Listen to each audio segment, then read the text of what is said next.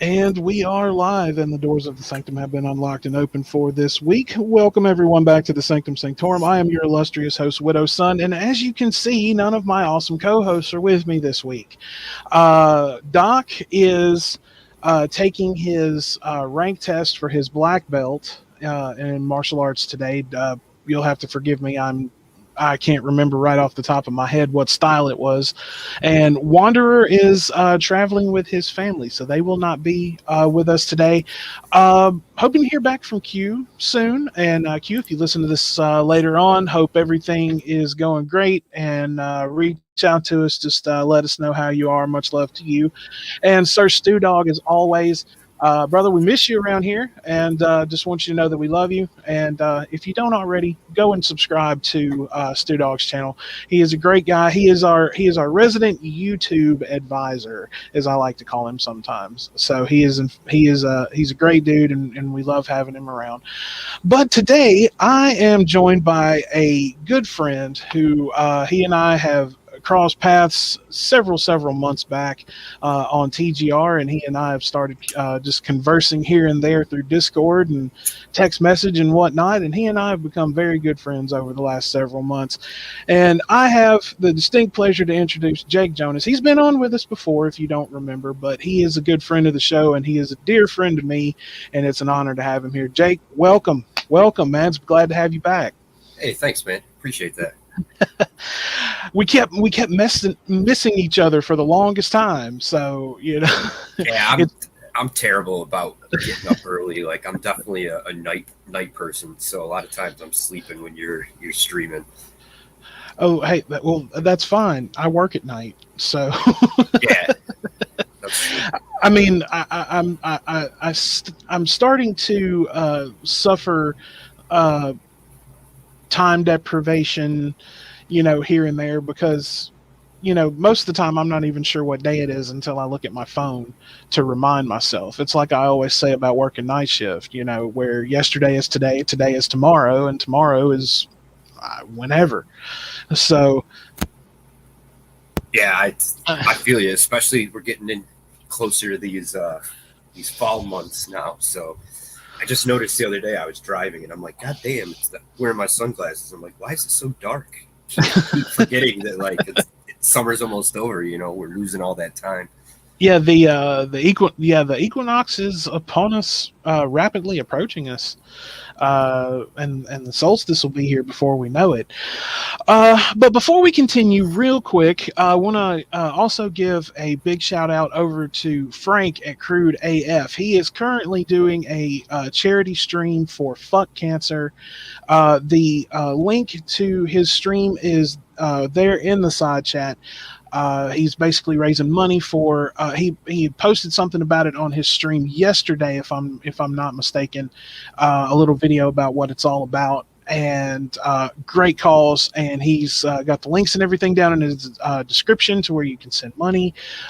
So everyone, if you can, real quick, if you've got a few bucks that you can spare for a great cause, jump on over to Frank's stream real quick and send this great cause some money, and let's help out cancer research and those that are dealing with that horrible disease.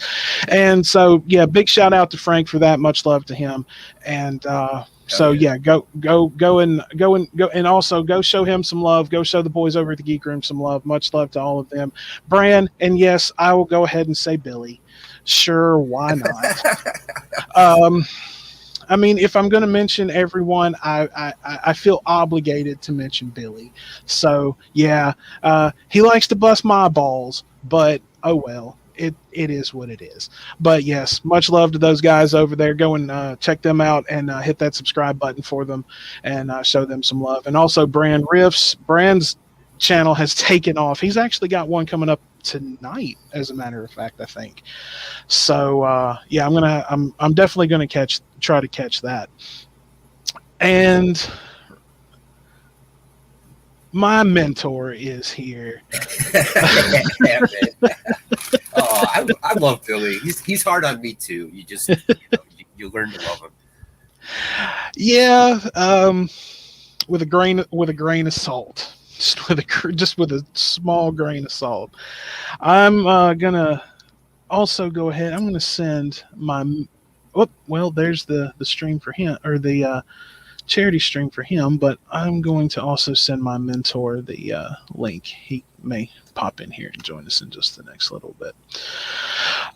So Jake, how have you been doing, man? I know you said you hadn't been feeling good lately and everything like that. Everything going all right, man? Yeah, I'm not too bad. Like I said a few minutes ago, my sinuses are killing me today. But other than that, yeah, things are better than they were. I had gotten kind of a case of bronchitis. At least that's what the doctors thought, and gave me some medicine for it. And I was freaked the fuck out, thinking, "Oh, can I swear? Did I?" Yeah, dude, fucking A, man. Come on. But I you've listened to the show. How many?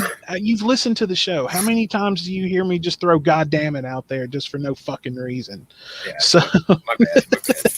But I was convinced I had COVID because that's where my brain goes right away, right? Like I'm always like, well, this is the end, boys. But yeah, I feel better. I've gotten back to exercising the way I was before. So with my spine injury, like it's important for me to stay active because otherwise, like just kind of go to waste. Oh yeah, I mean, and I mean, you know me, I can certainly sympathize with you after having 3 discs fused in my back about 10 years ago. So trust me, I know. I try to get up and move as much as possible, but when you work nights and when you basically turned into a vampire without the blood drinking, when you just sleep during the day and you're up at night, it gets a little hard to get that want to move around a whole lot. Yeah, for sure. Yeah, especially during the winter months, man, I just don't want to go outside because it's cold. I get idle. But when it's nice out, I try to get out as much as I can. Oh, that's why do you think pretty much since the spring of this year up until this point I've been doing the show outside? As much as I know that Billy enjoyed that. I'm being sarcastic, obviously. The one night I was on TDL and you could hear the crickets and stuff in the background. Oh yeah. Yeah, I remember that too. See, to me, like I also live in the country, so to me, I don't even notice those kind of things. It's just like peaceful. Oh, well, I mean, I notice them too, but I mean, it's just growing up here in the South, sitting outside on a nice day on the porch or sitting outside at night and just listening to everything. I just have a great appreciation for doing it this way, because I can't tell you like how many hours I've spent sitting outside on a nice day with my dad drinking a beer. So, and plus I have a little porch space out here. So, Wanderer, that is not correct. I'm sorry. And all you have is audio. Well, it pretty much is just audio right now, man. But, but no. So, are you doing any better with your back? Have you been back to the doctor or anything about it? Well, I see my neurosurgeon twice a year now just to check in, and then I have to, because of the medicine I take, the state requires me to see my doctor once a month. So I do that, but it's mostly just like taking care of myself. Like when I can get out and I can exercise and move regularly, I feel a lot better in the long run. Like some days are better, some days are worse, but for the most part, like I can get around pretty well compared to say like 5 years ago or so. This will be year 7 since I broke my spine. This will be year 6 since I had the surgery. So it has gotten better. Like it'll never be great. I understand that, but it's gotten better. I can't really complain too much. Well, I mean, you're at least able to get up and down and stand up. I mean, yeah, definitely. Like, I mean, as painful as it is sometimes, I mean, you're able to get up and move. Dude, I can't even imagine. I mean, yes, mine was excruciating, but I can't even imagine what yours was like. Well, it's just, it's too easy for me to be like, fuck it, I'm just gonna lay in bed all day today, And there are some days where I have no choice. It's what I have to do, but it's definitely harder to get out and move and do things. But at the same time, if I don't do it, like I can't do anything. You know what I mean? And Right. I've been trying to go to concerts lately, or at least when I can. And I Wait, remember, they're doing shows where you live? yeah, has been Holy. New York has been pretty good about COVID, man. Like we actually had mandates, like you have to wear a mask here, you have to do this, you have to do that. And I think I have to look it up, but I think when I last checked, like 75% of the state is vaccinated. So we have things going like normal around here. You actually don't really see too many people wearing masks outside of public places anymore, which is Okay, nice. I have to know, who have you seen? I saw Dead and Company Oh last week. wow. That was cool. And Now me, I'm a regular, me, I'm a regular Deadhead. I like 67 to 81 for the Dead is oh yeah, that's where I stay. yeah, the cloud for real, like the Brett Midland 80s were not that great.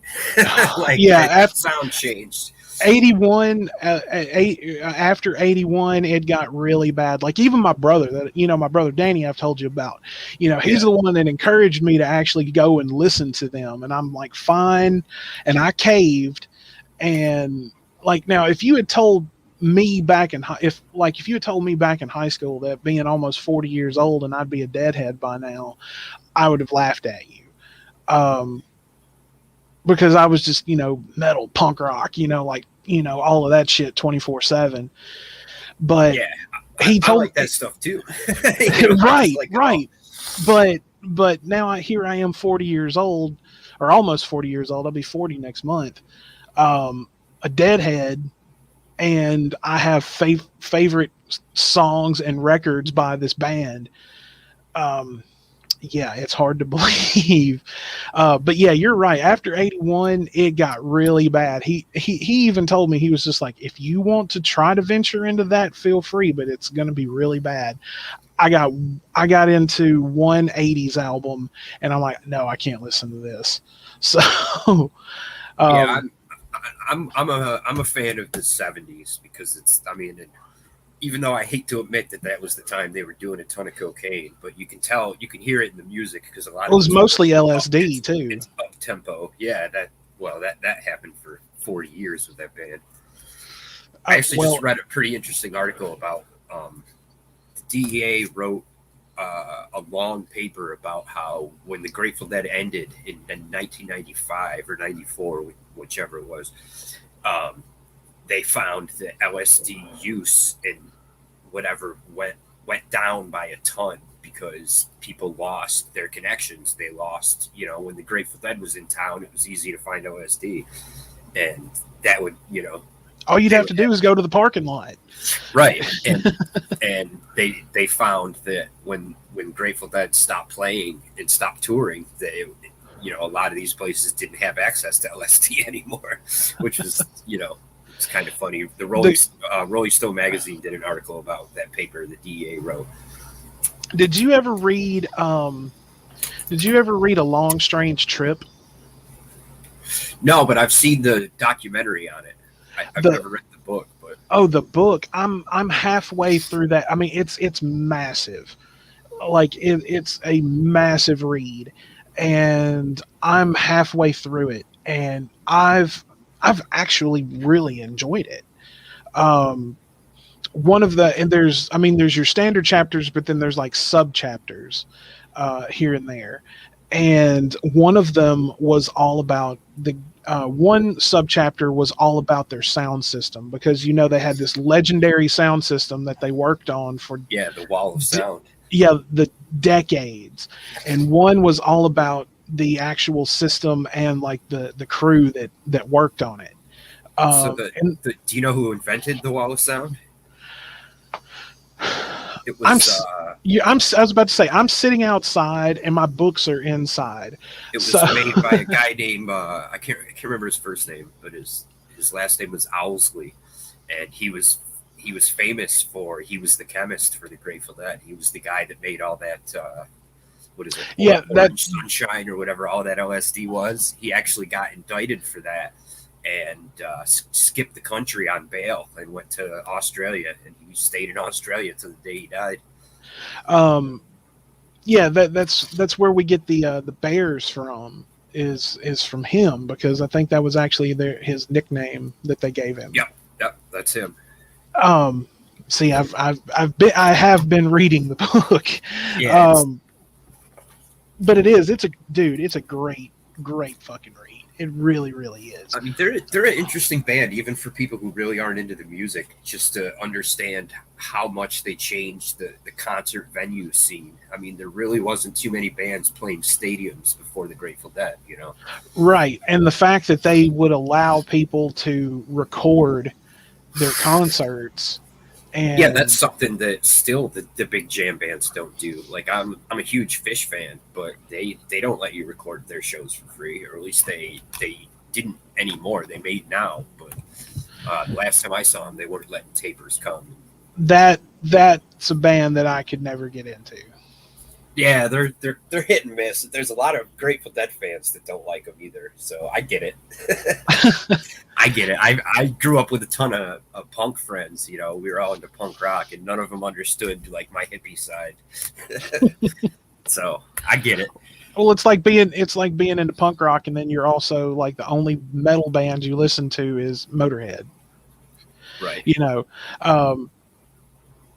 But so how was Dead and Company live? Like how was that? Oh, they're great, man. They're great. How many original members are left? 4, I want to say. There's Bob Weir, there's Phil Lesh, there's Bill, what's his name? Bill Kreutzmann. Let me look up his last name. I'm not sure.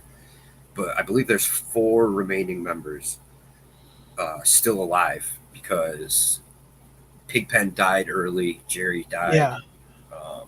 Somebody else just died from cancer a few years ago too. So, but also, you know, at one time they had like 9 freaking members. You know, they've had like they were the original Slipknot in their own way. for real. Like Keith Godchaw, he was their keyboard player. He died, but when he was alive, he convinced the band to have his wife as a singer, and that was just a whole other thing. Yeah, like, I remember reading about that in the book. Her name's Donna Godchaw, and she's universally disliked amongst the Grateful Dead fan base. Never really, just because she couldn't sing, like she would just make these weird noises, like trying to almost hum along to the music. Would it be kind of like that? Not Elton John, the John Lennon Chuck Berry performance on live TV where they cut Yoko Ono's mic off. Probably very similar. Same concept as Yoko. Basically, is like married to somebody in the band, therefore she's in the band type thing. Yeah, Bill Kreutzmann is the one I was thinking of, and also Mickey Hart, drummer. So that's all that's left is wow. 1, 2, 3, 4 of them. Just 4 of them now. Wow. And they still play, but a lot of times, like the Dead and Company wasn't supposed to play because of COVID. They just kind of threw this together at the last minute. Did they do their own stuff, or do they still play like a lot of the old stuff? Like actual Grateful Dead stuff. Well, they do. They like even like Phil and Company, like Phil Lesh's band or Rat Dog, Bobby Weir's band. They just do Grateful Dead songs, and they might do some covers here and there, but for the most part, they all pretty much, even on their side projects, just play Grateful Dead songs. Well, I was just curious because I know when they put Dead and Company together, I wasn't sure if they were actually writing stuff in that same style, or if they were going back and actually playing a lot of like the earlier stuff from, you know, Working Man Dead, Terrapin Station, a lot of, you know, American Beauty, stuff like that. Yeah, they're doing all that stuff. They're doing awesome, man. And then there's also a band called Dark Star Orchestra. I don't know if you've ever heard of them, but I've heard the name before. I've never listened to them. They cover entire Grateful Dead concerts. Like they'll pick a date, say August 5th, 1968, right? And that particular Grateful Dead show, they're so good that they even make the mistakes that the band made during the performance. Like they completely replicate one of the Dead's shows, and they're so detailed that like if Jerry messed up on a solo, they'll play that solo messed up. It's crazy. They're really, really good. If you ever hear about them in your area, check them out. Oh, dude, I will definitely do that. And I'll have to go and see if I can find some of those on YouTube.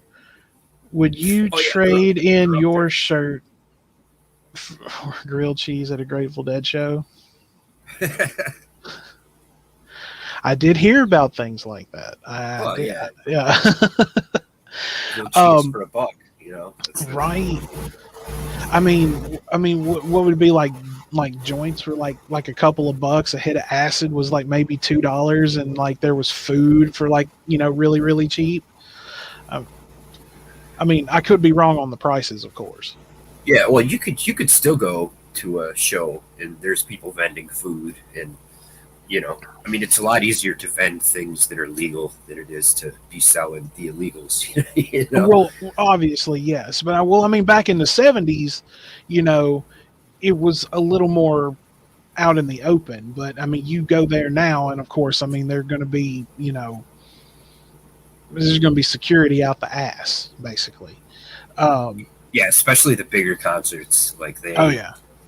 The big venue in my area like won't let hippie type jam bands come anymore just because they see it as problematic, which I don't understand, because like they'll have a lot of country musicians around here. And I was just about to say that.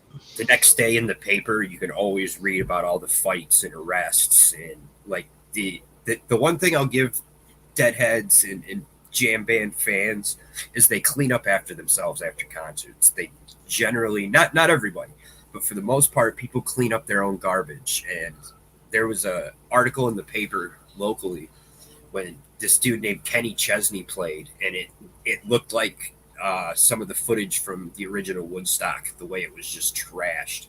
Like people just, there was garbage like an inch deep everywhere you look. Right. And see, and I'm, you know, and we're all guilty of going to shows and leaving a cup or what have you on the floor. We're all guilty of that. But, you know, start thinking, like when you go to something, like start thinking about the people that actually have to clean that up. Like that literally will like take them like all night almost, I'm sure, to clean that entire place from top to bottom. I've been to shows. I went to one in Memphis, and like and I was sitting up in the balcony, and you look down at the floor, and it's just everywhere, and I'm like, I feel bad for the people that have got to clean it up. But yeah, you bring up an interesting point. Like, okay, which would you rather have? Would you rather have a bunch of drunken, ignorant rednecks who are going to clearly fight each other for no apparent reason, or would you rather have a bunch of hippies that are going to dance and have a good time, maybe drop a hit of acid, maybe, you know, pull out a vape pen or a bowl or something like that, and everybody's going to be chilled out?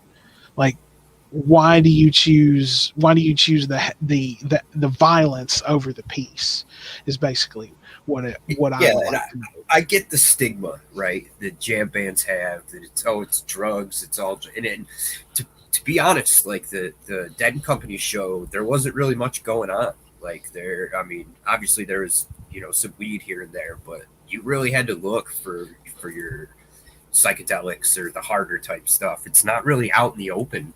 Like people just assume there's just people there giving away crack cocaine or something crazy. Like it's not like that at all, you know? Right. There really is like a bad reputation that comes along with a lot of those bands that isn't exactly deserved, you know?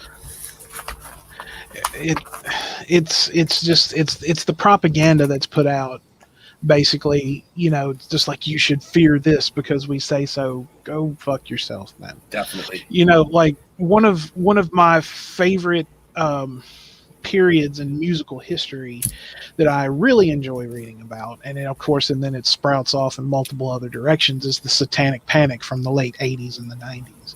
I'm absolutely enthralled with that time frame. I'm sure you've heard of the Memphis 3 then, right? Oh yes, the West Memphis 3. Yes, Memphis 3. That's right. Yeah, that was exactly what that was for sure.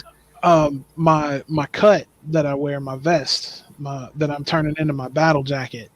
I found out about that case when I was in high school, and followed it here and there through college, and then up into my early adult years.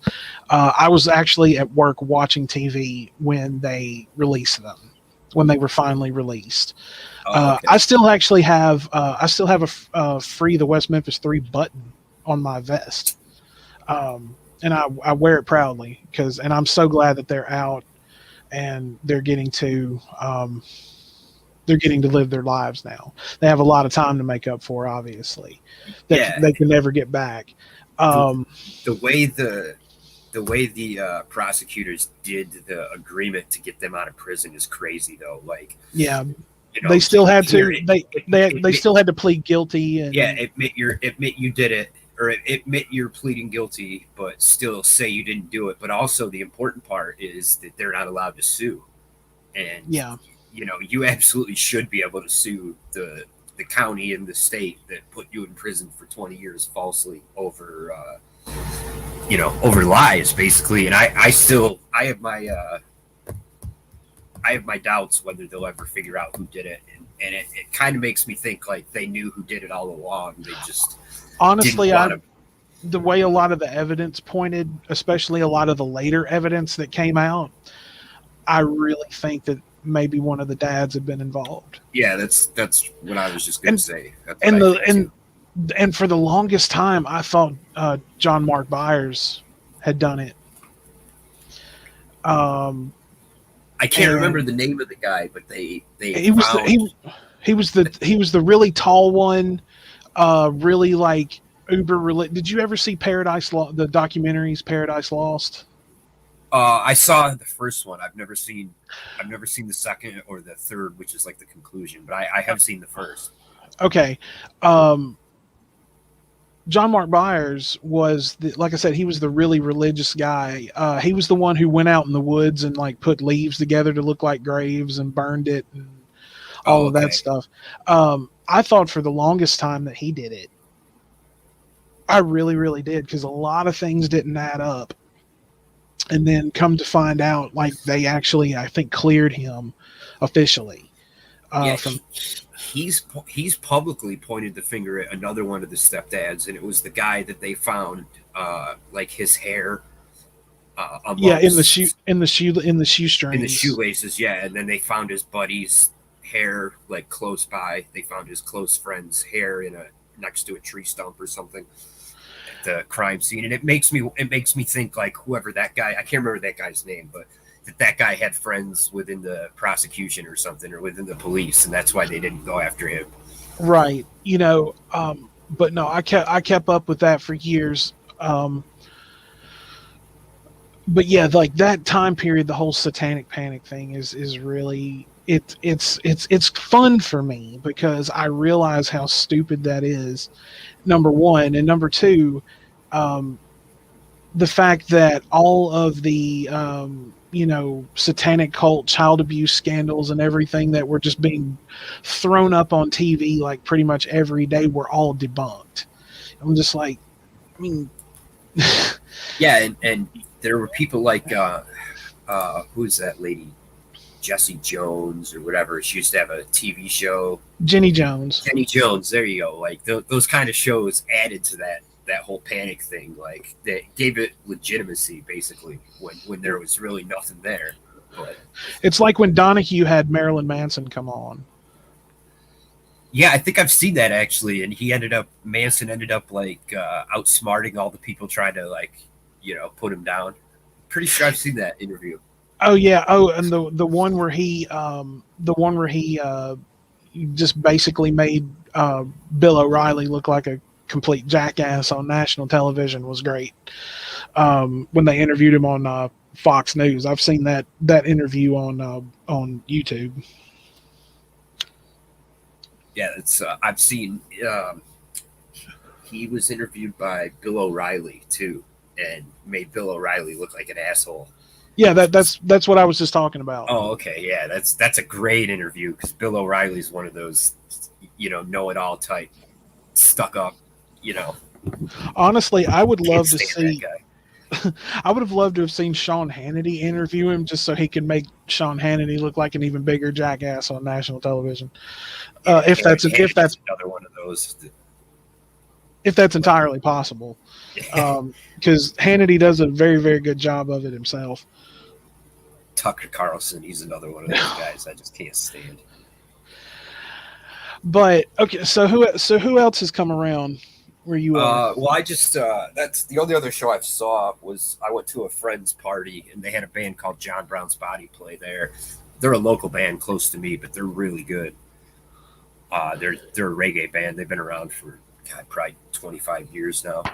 Oh wow! Just in my local area, there's a town called Ithaca in New York, which is within a couple hours of me. They have a really great music scene. Kind of where I got my hip roots from. Shows are slowly starting to kind of leak back out here and there. Yeah, I know a ton of bands have recently just canceled because of the Delta variant or whatever it's called going around again. But I really do, in my mind, am convinced that it's the anti-vax people that are keeping COVID still going and making it a problem. I mean, I got vaccinated and I was around like 3 or 4 people who had COVID and I didn't catch it. Felt very lucky I didn't catch it. So I'm convinced that when I got the vaccine that it was the right thing to do. Yeah, I've gotten mine, and I'm not ashamed of it. I'd rather be safe than have to do, because I've heard I had a good friend of mine. She lost her dad to COVID last year, and like this is somebody that I've known forever, and it was heartbreaking to hear that she lost her dad to it. Oh yeah, and I've said many times that I'm glad that as much as I love him and as much as I miss him, I'm glad that my dad is not here while this is going on, because last 4 or so years of his life, he was in a nursing home, and I wouldn't even be able to go and visit my dad right now. Right. Yeah, I'm sure that's one of the hardest parts.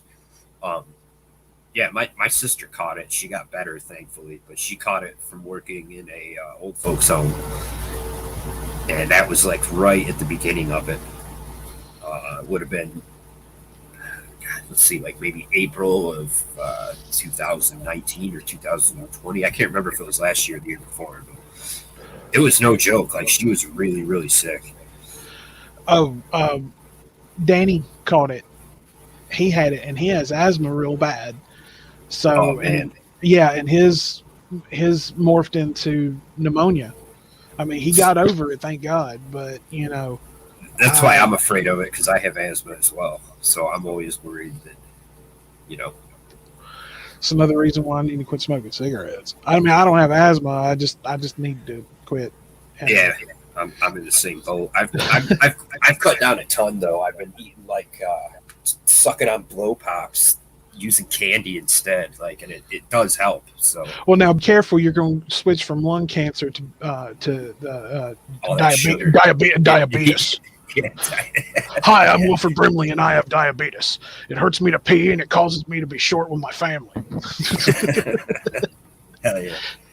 I actually had a meme on my phone, and when anyone would post a dessert or something on Facebook, I'd always post it. It was just a picture of Wilford Brimley, and it just said diabetes underneath it, and I would always post that. Just be like, yeah, you keep. Now don't get me wrong, I enjoy a good sugary dessert as much as the next person. But you know, when it literally looks like one bite is going to give you type 2 as soon as it hits your bloodstream, yeah. No, just yeah. I try to eat healthy, but it's so hard, dude. I enjoy junk food so much.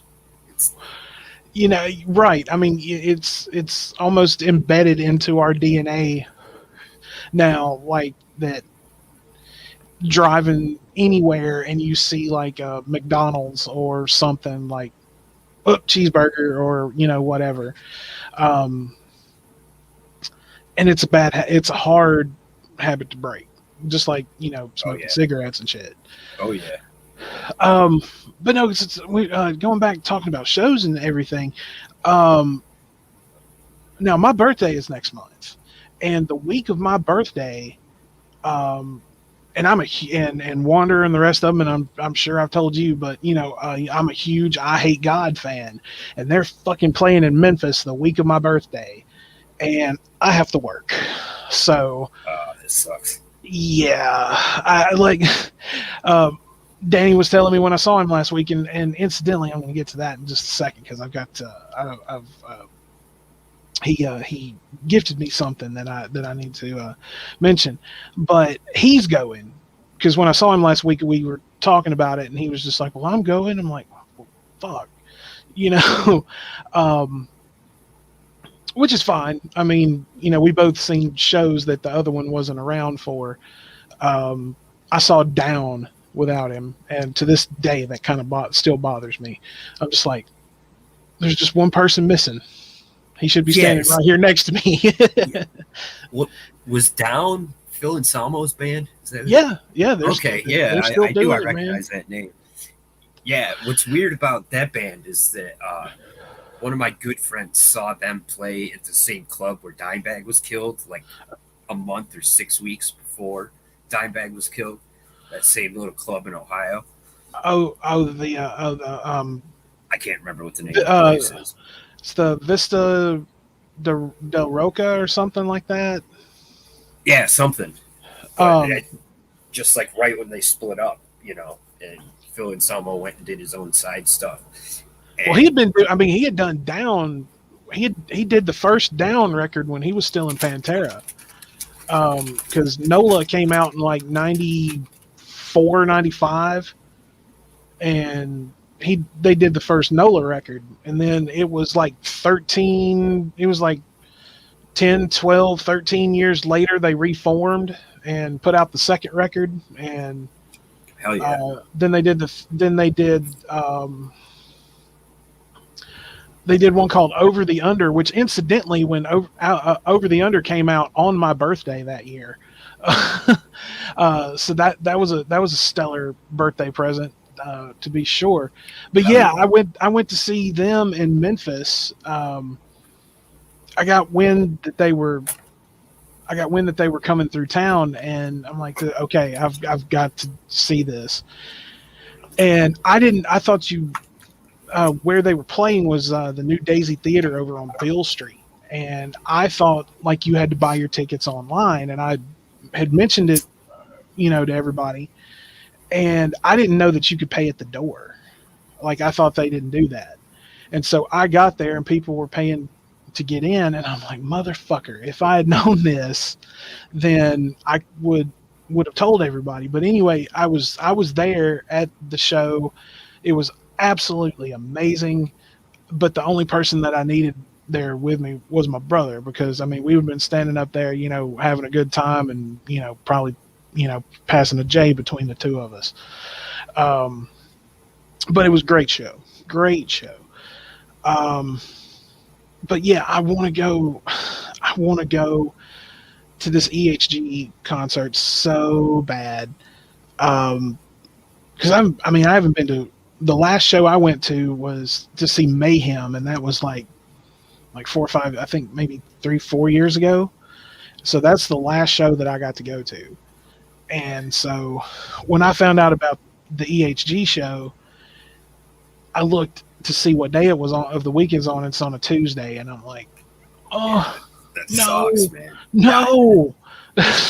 Those those midweek shows are always hard to get to. Oh no. Danny's advice was this. He was just like, go to the show anyway. And I'm like, dude, I have to work the night before. I'll be up all night. I'll have to go home, change my clothes, shower, all of that, then drive to meet you. Then we go to Memphis, then drive back after the show, and then drive home for me, which is at least a couple hours. And then that's a pain in the ass. How far right, is the and show then where you are? oh, about 3 hours. Oh yeah, that's a haul, man, for sure. That's a long haul. But and then I have to work the next night, and I wouldn't be getting home until maybe 4 or 5 in the morning. Yeah, that's like a 72-hour no sleep kind of thing. Exactly. And I'm like, there's absolutely just no fucking way that I could do it. I don't blame you there, man. That's tough. I mean, I've had to bail on a lot of great shows over the years. A good friend of mine I used to work with over here, he passed away just a little over a year ago suddenly. And he was a good dude. And he was there for me quite a bit when we were working together, and Dad passed away and everything. He'd always stop and talk to me and, see how I was doing and all this. Really, really, really great guy. We had planned to go to quite a few shows together. Like, I got wind that Uncle Acid and the Deadbeats were going to be in Birmingham, and I'm like, dude, we have to go to this. And and we started planning, and then like the couple of weeks before the show, we both had unavoidable expenses, and so we couldn't go to that. And then I Hate God was coming to Birmingham to play, and I gave him my money. We bought the tickets and everything. The night before the show, they canceled it because their lead singer Mike Nine had to be admitted to the hospital for a liver transplant or something. So, because I mean, he drank and everything like really bad on the junk for years and years.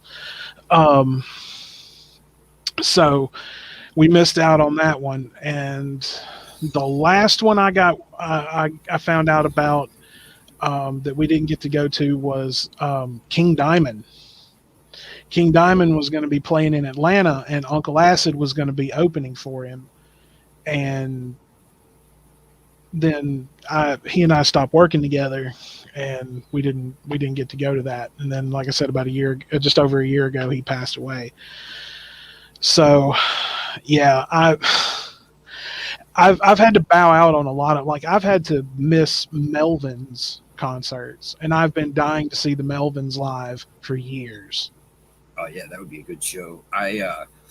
So my best friend bought Rage Against the Machine tickets and that's the first time they've played since Woodstock '99. So it's been a long Was this time. some of those shows that they were doing out in the Midwest or the No, they're supposed to do like a whole tour. And really? And then COVID hit, and it got canceled, and it got pushed back to this summer. And they just announced like 2 weeks before it was supposed to happen that they canceled those shows as well. So now it's up in limbo. Like, we don't even know if we're going to get to see them or not, which is, a huge bummer. If you get to see them live, you and I'm going to bring you back on this show, and you and I are going to have words.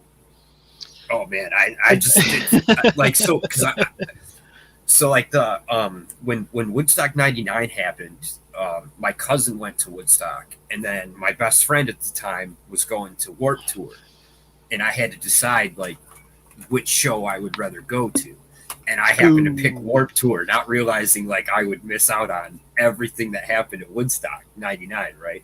So I never got to see him then, and I was young. '99, God, I was like, I've seen that Woodstock '99 performance of them. It was I mean, obviously on YouTube, but I mean, it was amazing. It was right. It was really good. Yeah.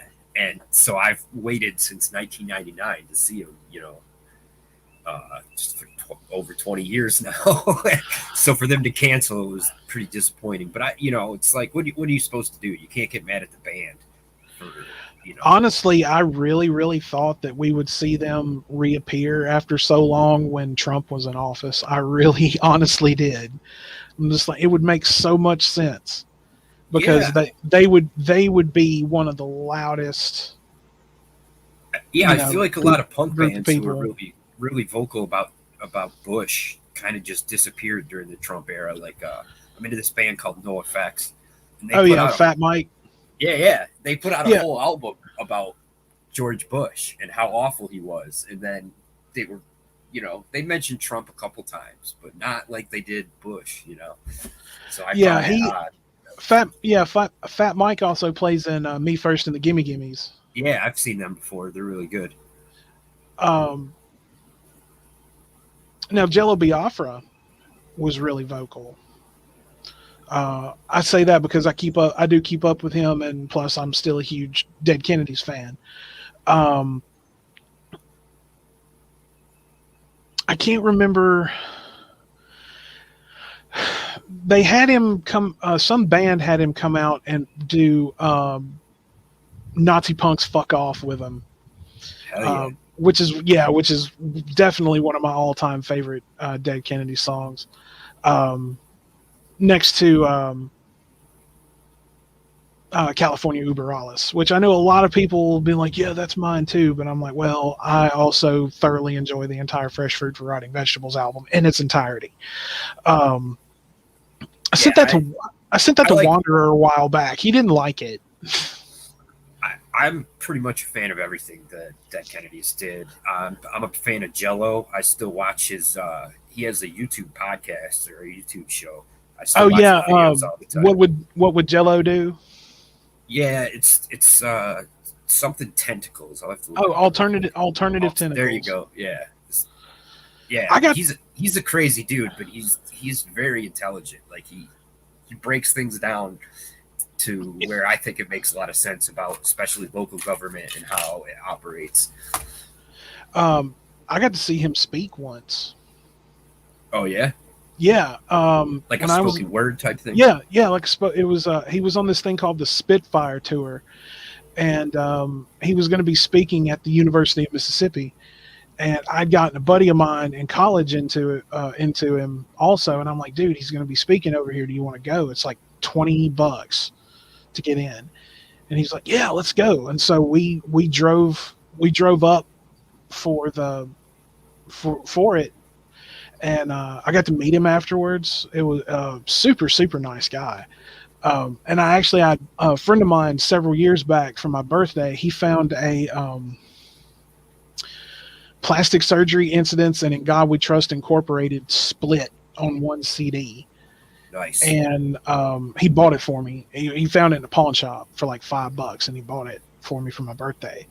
And I took that album cover with me, and I handed it to him and asked if he would sign it. And he immediately, the first thing he did was he flipped it around to make sure that it had his record label's stamp on it.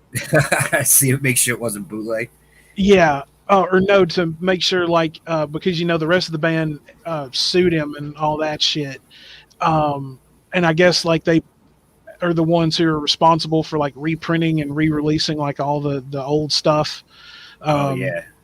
And so I guess he wanted to make sure that it was, legit. And I said, oh, yeah, it is. I made sure. And then he signed that album cover for me. I still have it somewhere. Nice. Yeah, but super, super nice guy. But yeah, I saw Henry Rollins do a similar thing. Oh, spoken word. I didn't get to meet him, but he's a very smart guy as well, man. I love his spoken word. As much as I love his music, as much as I love Rollins, I call it Rollins Flag. I love the Black Flag. I mean, Black Flag is just awesome in general, but I really enjoy the Rollins years of Black Flag, and then of course the Rollins band was amazing. Yeah, Rollins band was good. Oh, that album Wait was incredible. Absolutely, just never heard anything like it. And I love his spoken word too. I've always wanted to see him speak. somewhere, and Yeah, I don't have know if never he got does to it as much anymore, but I saw it twice, and it was both times were different topics too. Like it wasn't the same thing every time, which was Oh, cool, you know. I have a bunch of the performances like on DVDs and stuff. Like I've ordered or found in music stores or uh, uh, um, used bookstores or music stores or whatever. And of course, I found a bunch that I've never even heard of. I find those on YouTube, and I just hours long, and I'll just sit there and I'll listen to them because they're Nice. so. I mean, they're really really good. I love his stories about him and Ian MacKaye hanging out back in the day. Those are some of my favorites. I don't know if I know who that is. Who's Ian Ian MacKaye? MacKaye. Yeah. Ian MacKaye was the Ian MacKaye, Fugazi, Minor Threat. Oh, okay. Um, All right. I know the bands. yeah, that's Ian MacKaye, but he's mostly more well known for Minor Threat because Minor Threat was the one that started the straight edge movement. Yeah. So yeah, because I mean they wrote the song Straight Edge, and so that's what he's really known for. Did they coin that term? Like, is that where that term comes Yeah, from? that's where No that shit. term comes from. Yeah, I didn't know that. There was a professor at the University of Mississippi who was really into straight edge and punk and stuff like that. And like I said, he's a professor at a major university, and he wrote an entire book on the subject. And I'd been looking for it I wanted a copy of it for the longest time, and everywhere I'd look, it was like 25-30 bucks because it was getting kind of hard to find. And I just happened to find a used copy on Amazon for like 15, and I bought it, and it came in, and I read it, and that's where I knew a little bit about the movement because going to local punk rock shows and everything like I was when I was in high school, that's where I started finding out about stuff like straight edge and the other parts of it, and it all just kind of sucked me in. But I got the book and I read it, and I started getting more like a better understanding of it, and like there's all these subsections to it and all this other shit. But yes, that is where the term comes from, is from that Minor Threat song. And Ian MacKaye has even said, he didn't intend to start a movement with that one song and that one title, but that's where the whole straight edge thing comes from. It's just from that one old punk hardcore song from the 80s, and there it is. Look what it is now. Man, I don't know too much. Of course, I've never been a straight edge kid, but I don't know too much about the straight edge scene. Most of them are cool, but I have met some that are huge dicks that are like Militant. throw hands at you because you're drinking a beer at a show or whatever. But Yeah, I try to just ignore it. Ignore those people. I've seen the militant side of it too at some shows. I really, honestly, while I respect the lifestyle, because I had some friends back in the day that were straight edge also, and a couple of them still are, I think. We were always really cool. If you drank a beer, smoked a cigarette, whatever, that was your business. He was cool about it. But yeah, I've run into those people at gigs that were just fucking dicks for no reason and trying to start shit if somebody was smoking a cigarette, or God forbid somebody, like a few people like snuck around somewhere to spark a bowl real quick or some shit. It was bad. It was bad. I guess that like at hardcore and metal shows, they've nicknamed kids that throw hands. You know what I mean? Those ones that just like swing their arms and legs wildly around. Like practicing their ninja skills or something like that. No, in fighting invisible ninjas. Yeah, Dude, it's just hilarious. Dude, oh man, now I don't know if you're being like sarcastic or if you're being serious, but I'm going to tell you something, and I'm going to admit this on YouTube. I've done that. I've got out there and started two-stepping with those guys, throwing, doing like the fucking spin kicks and shit, dude. I got more aggression out doing that than I ever got out in a push pit. I absolutely fell in love with it. And of course this was years before my back went out, but it was just so intense and I loved it. And the cool thing about it was, I mean, I've got battle scars from it. I've been kicked in the stomach, the back, I had somebody hit me in the knee, elbowed in the head, the mouth, stuff like that. But the thing about it, and I've dealt my fair share out too, but it wasn't intentional. And anytime anybody ever got hit, they would always stop where they were. Are you okay? Are you all right, man? And then we'd go back to what we were doing. That was the cool part about it. I mean, I don't go to many metal shows, so I don't see it much, but I see clips online that crack me up. Like some of them, yeah, I can see that. But,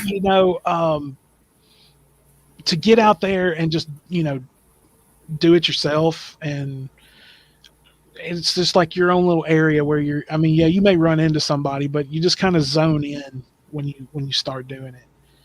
And like I said, I got way more aggression out doing that than I ever did. And I mean, the push pit was okay every once in a while, but when I got a chance to get out there and throw down with them, I would take it because it was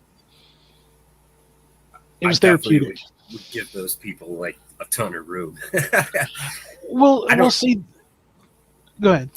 No, I was just going to say, I don't see it like at punk shows. I don't see that kind of stuff that much, but usually that's because they're tiny venues and they're not, not outdoors, don't have a ton of room to move around and stuff. Yeah, you would mostly see it where I saw it. I started seeing it mostly just at hardcore shows. Like it was just more of a hardcore kind of thing. And I observed for the longest time because I'm just kind of like, well, okay, this is interesting. And then when I started getting into some of the music, I'm just like, okay, well, let's go give this a shot. And it was great. Now, of course, I mean, I've had to retire from that because of my back. Now, once I start working on losing weight a little more, because I'm a pretty hefty dude, but I gotta, start working out and everything like I used to way back in the day when I was in college. But yeah, I've done it once since my surgery, and even then, like I had to stretch out like really good before I could even attempt to do it. Right. So, God, man, I'm definitely showing my age right now. So thanks for that. You've made me admit that I'm old, you bastard. I'm right up there with you, man. I just turned 37, so I get it. Now at like the smaller venues, I wouldn't dare venture out into it because, I mean, but you get at a club that has a pretty decent size like dance floor and everything like that. It's a little more fun to enjoy. But like the really tightly packed places, God no. Yeah, fuck that noise. I prefer to be spread out, but it seems like every show I see, it's always like a small venue, tight packed, and you can't breathe. Well, now some of the smaller venues that I've been to.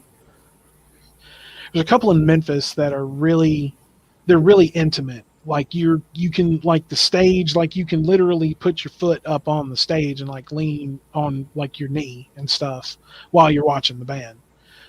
That's where a place like that is where I saw I Hate God both times that I got to see them. And like I'm literally staring Mike Nine in the face. And I've been to one that has like a little concert venue like connected to it, and it was kind of packed, but not enough to where people didn't have at least a few inches around them to move, and breathe and everything like that. Right. But the smaller venues where I can actually see bands that I enjoy, Down, EHG, fucking Phobia, stuff like that. When I can go and just be like face to face with them, you know, while they're singing or something like that, or just enjoying the band playing, and I can actually be like right there. Like if I went and bought one of them a drink, I could just hand it directly to them, you know, kind of thing. But I like the small. I mean, arena shows are great, but I like the smaller clubs better. Yeah, I like the intimacy of a smaller show. I just am not a huge fan of being shoulder to shoulder packed right in, you know, especially not anymore.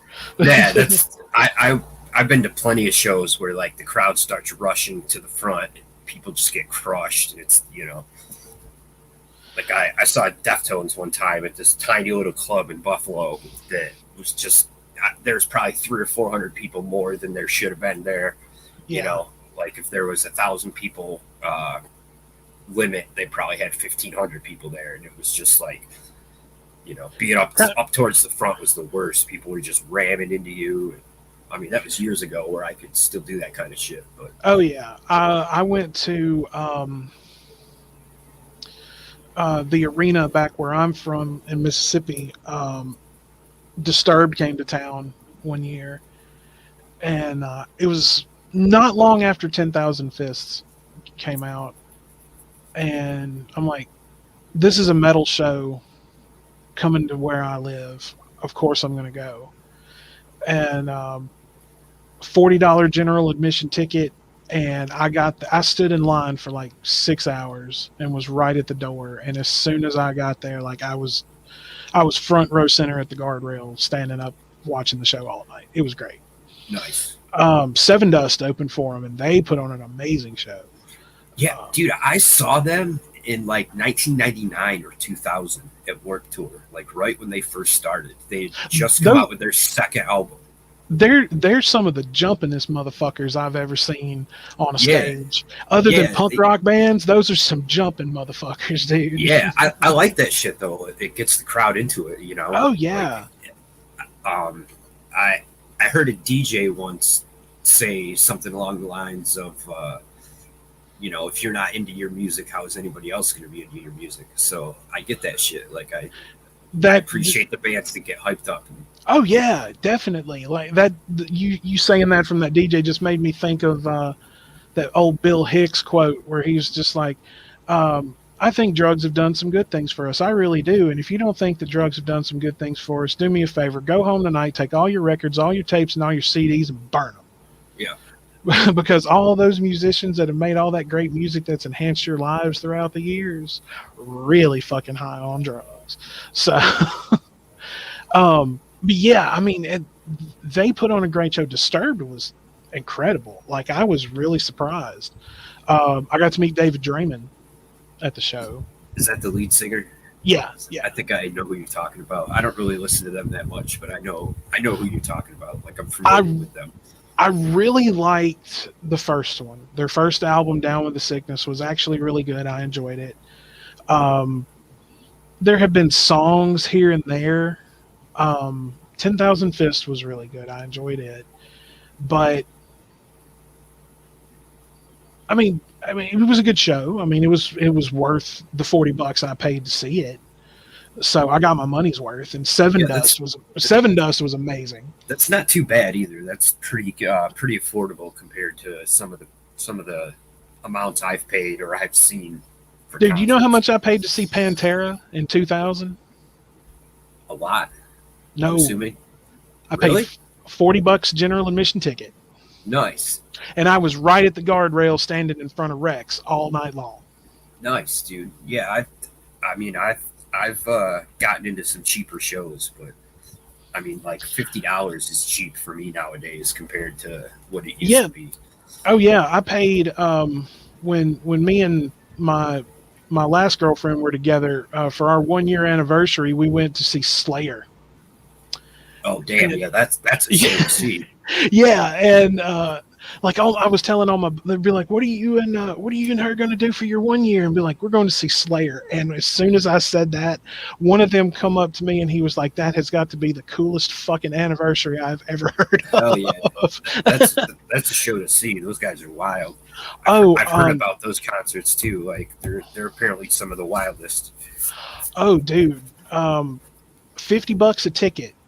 And they were playing in Birmingham, and the place they were playing was not a super huge venue. I mean, like the floor was like shoulder to shoulder pretty much, but they had like tables with excellent views and within reasonable distance to the stage where you had a clear view and you could see everything going on. And that's where we went. We went up in the balcony. I'm like, I want, like, being on the floor and everything is cool, but this is fucking Slayer. I want to see this in its entirety. I want to pay attention. And it was amazing. Absolutely incredible. Yeah, I'm so glad that I finally got to see them before they retired. And it was worth the $100 that I put out for those tickets was worth every goddamn time. Yeah, that's a band I would love to see. Never got the chance, obviously, but that as much as I can't stand Lars, I would still love to see Metallica. You know. Now, in all fairness to Lars, Metallica was one of the first like metal bands that I got into, and of course, the Black Album was the first thing somebody handed me. And of course, later on, I found Master of Puppets, and I got hooked on their older stuff. But I started playing drums because of Lars, and I got to give him a little bit of respect for that. While he is a dick, from what I've heard, huge. I still got to give him a little bit of respect for giving me some inspiration. So I still have to give it up to him a little bit. But yeah, Metallica tickets are fucking ridiculously priced. Oh, and I'm sure they're at least $100 if not more. Dude, Nosebleed is like no less than like $100 and something. I'm telling you. Like who the fuck do you think you guys are? Led Zeppelin? No. Now, I would pay that kind of money to see a Led Zeppelin reunion, but of course it'd probably be twice that. Right. Or sure. Same thing with the Rolling Stones when they play. Oh God, the Stones are going to be in Atlanta like later on this year, and I just saw one of the original members just died like the other day. Yeah, so I think Kiss was supposed to be out on tour, and they've had to postpone all of that because Paul Stanley has COVID right now. Jesus. Yeah, man. And I love me some Kiss. I love me some Kiss, dude.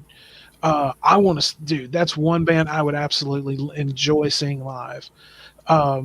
Like, please play all of your old shit, but I would love to go and see that show because I know it would be fun. I know it would just be a good old rock and roll time is what it would be.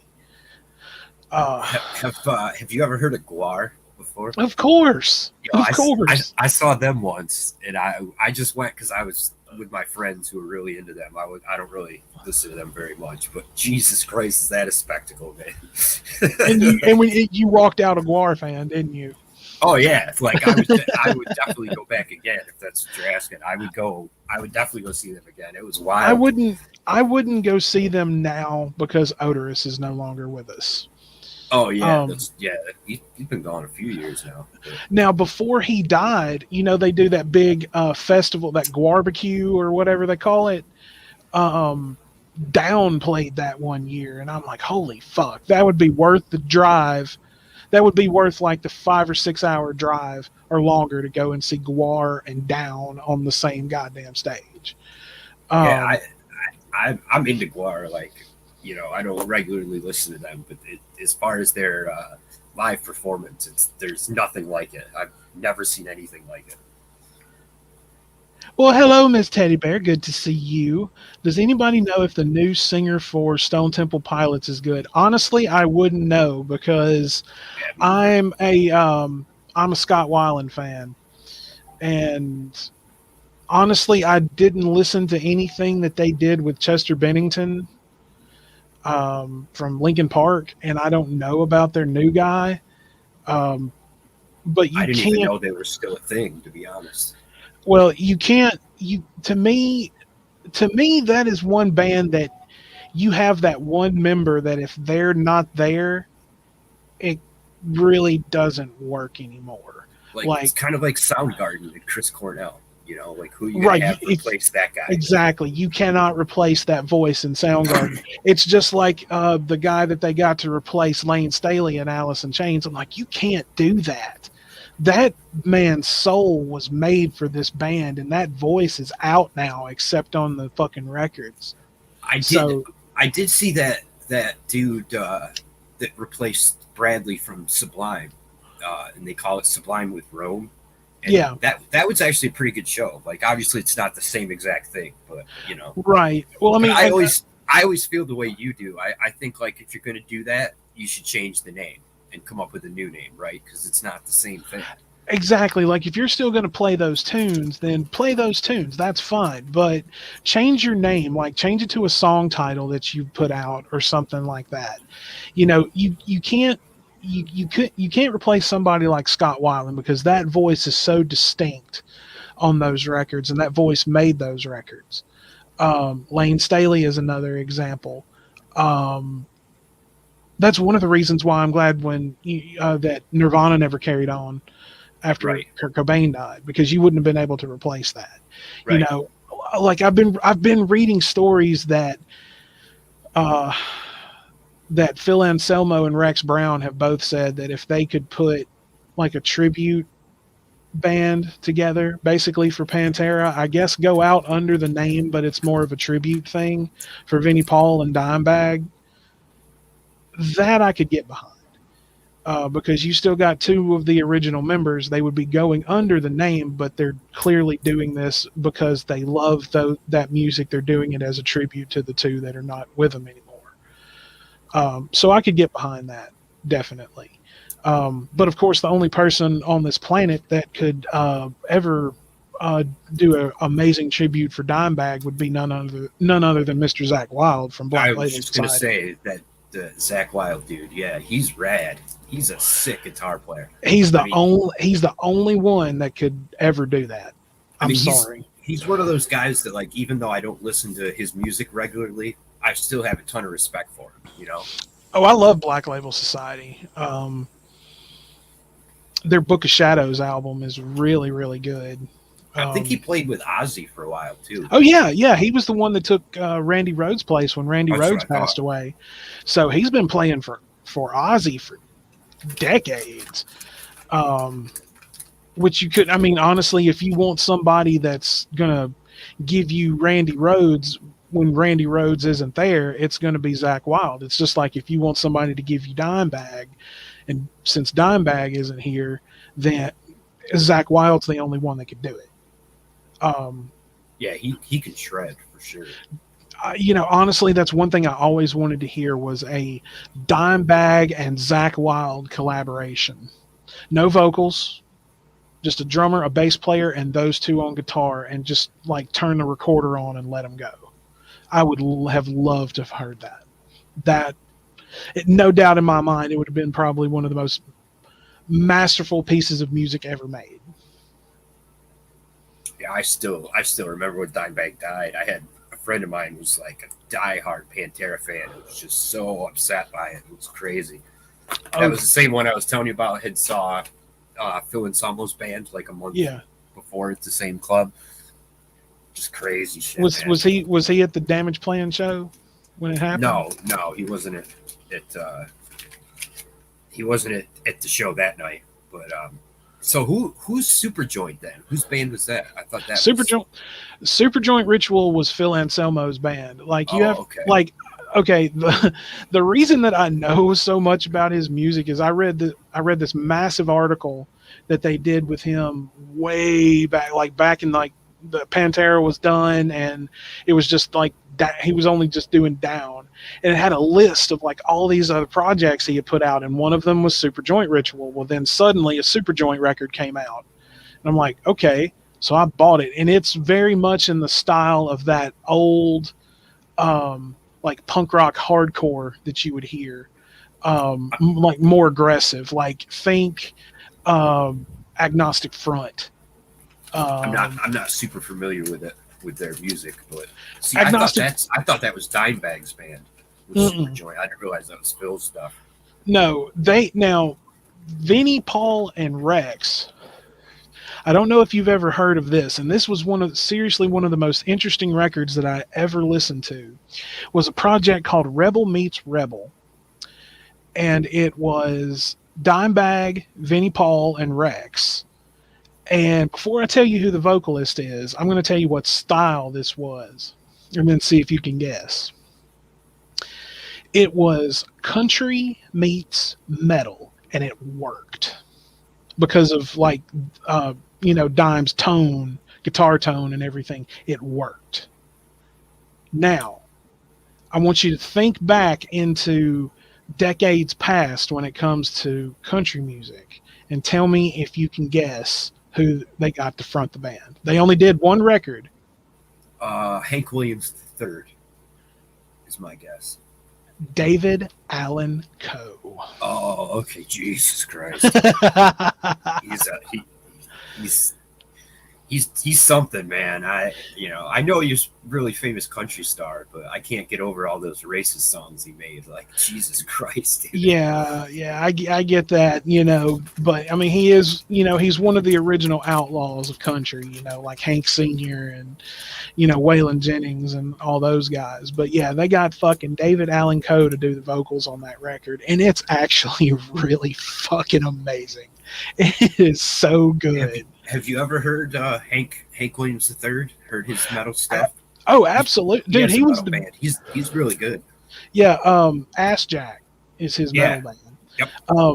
Well, a little fun fact about Superjoint Ritual: on their first two records, the first one was called "Use Once and Destroy," and the second was called "A Lethal Dose of American Hatred." Hank III was the bass player for Superjoint Ritual on those two records. Oh, no shit! I didn't know that. Mm-hmm. That's crazy. If you go and look him up on YouTube and watch some of the music videos that they did with him when he was their bass player, he's got that Cliff Burton fucking headbanging going. Like the entire song he's playing, that fucking hair is going, dude. It's very reminiscent of Cliff Burton. Yes, a friend of mine gave me one of his records, and I was like, dude, I don't listen to country. I'm not going to like this. And it was actually really good. It was a lot less like country than it was more like a bluegrass country with, some grit to it, he looks and sounds exactly like his granddaddy, which is another reason why I enjoy it, because I'm a huge fan of Hank Sr. That is now, while yes, I love metal and punk and hardcore and all of the heavy music and everything. That's my heart, that's my soul, but so is music in general. And I love that old outlaw country from like the 50s when you had guys like Hank Sr. and everything. As a matter of fact, where I live in Alabama, I'm like 2 hours or like maybe 3 hours away from where he's buried. Oh, really? Yeah, and that's one thing I've been wanting to do is go. I didn't know they were from Alabama. I thought they were from like the Carolina areas. No, he was born in Montgomery and lived around the South for the pretty much his entire life. An interesting tidbit. Now, do you know that his real name was not Hank? Oh, it doesn't surprise me. I mean, I didn't know that, but his real first name was Hiram. No shit. His father... It's an old-timey name.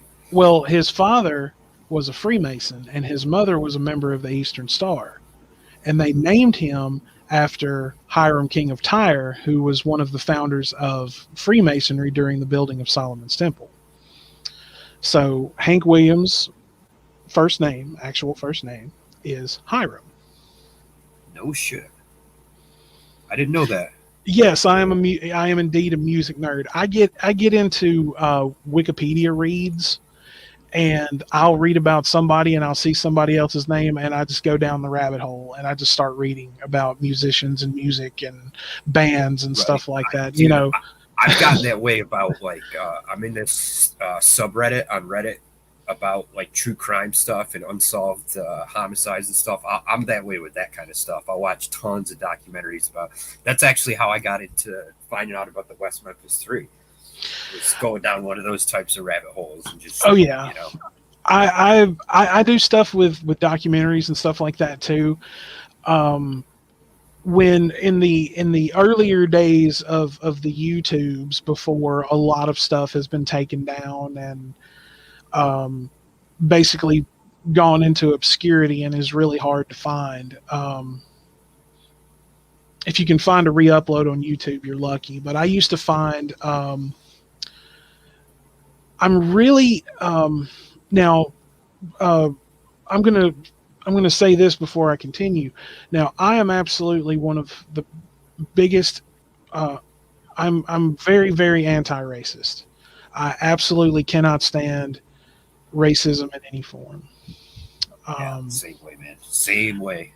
But I am absolutely and thoroughly fascinated with reading and watching documentaries about groups like the Klan and neo-Nazi groups and things like that. I'm absolutely fascinated watching them and finding out more and finding out things I didn't know.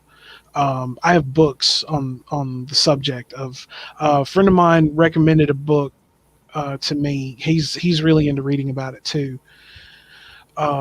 He recommended a book for me about the National Socialist Skinhead movement from like 1967, I think, to 1993.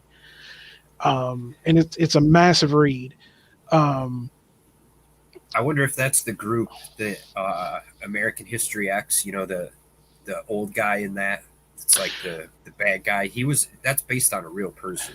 Yes, that what the name of their party was, but he was based on, if I'm not mistaken, and I remember seeing this somewhere. I think he was based on Tom Metzger, who was he was the founder of WAR, or White Aryan Resistance, is what it was called.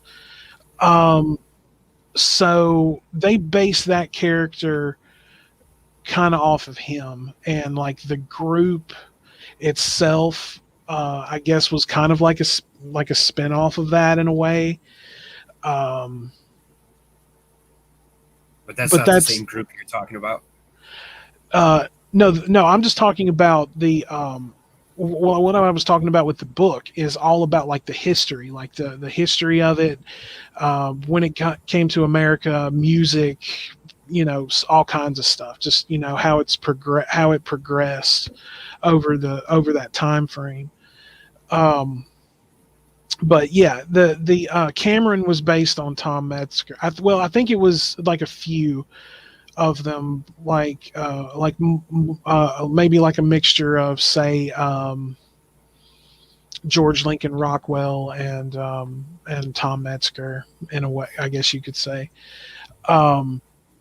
But yeah, I would fall down those rabbit holes and find documentaries and things like that and watch them all the time. Same stuff. The same with a group like the Church of Satan. Like, I love documentaries on Satanism. I think they're fascinating because I always learn something new that I didn't already know.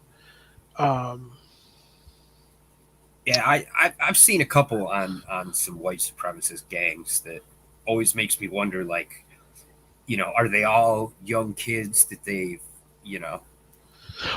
gotten these young kids that are impressionable, or is it like, did they learn this shit from the family, or both?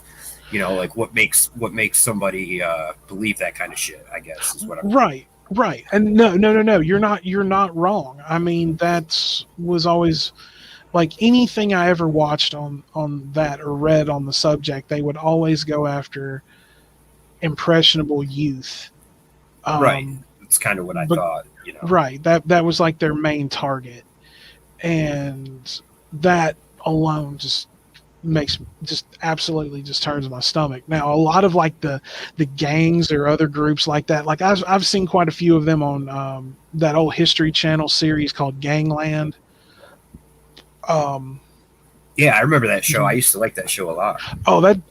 now that's fascinating. Like I've actually pretty much watched like every season of it they put out before they canceled it. Um, some of the later seasons were kind of hit and miss, but the earlier ones were always really really good.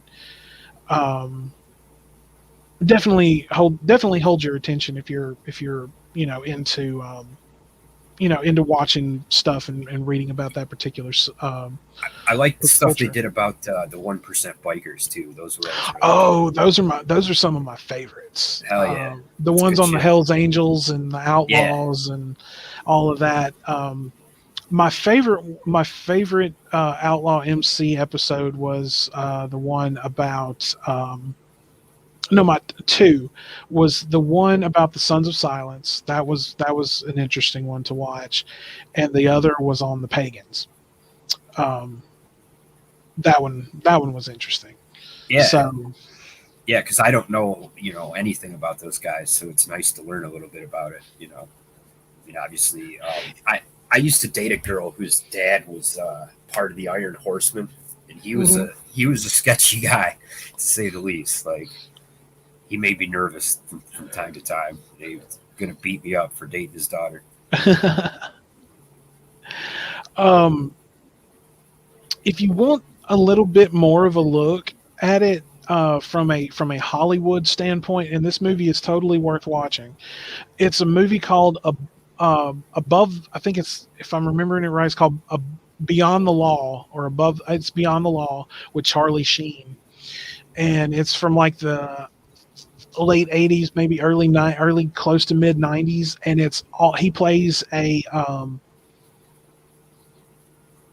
he plays an informant for the FBI that goes undercover in a outlaw motorcycle club. It's based on actual events. Like, it's actually based on a agent that went undercover and was Yeah, able to with take. the Hell's Angels, I believe his name's J Dobson.